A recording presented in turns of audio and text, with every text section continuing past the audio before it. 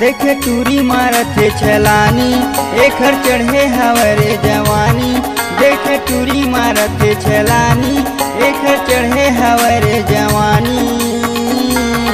ये मोटही माले रे ये बौनी माले ना। ये मोटही माले रे ये बौनी माले ना।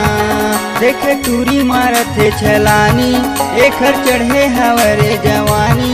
देखे टूरी मारथे छलानी एखर चढ़े हवरे जवानी। ये मोटही माले रे ये बौनी माले ना। ये मोटही माले रे ये बौनी माले ना।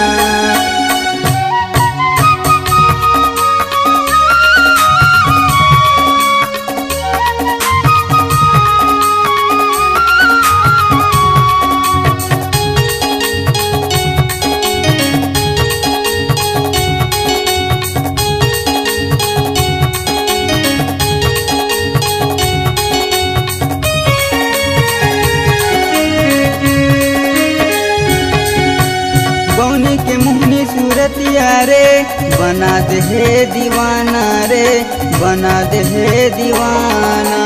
मुठी के तीर मजा थोता बढ़कर थे बहाना रे बढ़कर थे बहाना।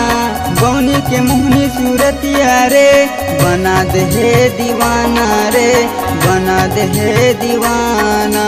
मुठी के तीर मजा थोता बढ़कर थे बहाना रे बढ़कर थे बहाना। देखे टूरी मारथे छलानी एखर चढ़े हवरे जवानी। ये मोटही माले रे ये बौनी माले ना। ये मोटही माले रे ये बौनी माले ना।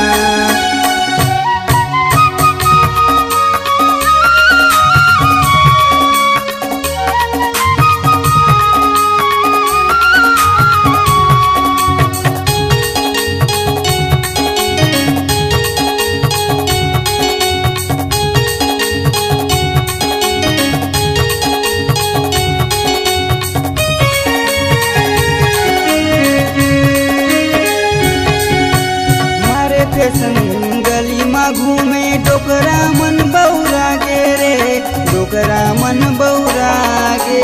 कोनो बलावे सीखी पार कोनो हाय सारा हो कोनो हाय सारा। मारे फैशन गली में घूमे डोकरा मन बौरा गे रे डोकरा मन बौरा गे। कोनो बलावे सीखी पार कोनो हाय सारा हो कोनो हाय सारा। देखे टूरी मारथे छलानी एखर चढ़े हवरे जवानी। ये मोटही माले रे ये बौनी माले ना। ये मोटही माले रे ये बौनी माले ना। देखे टूरी मारथे छलानी एखर चढ़े हवरे जवानी।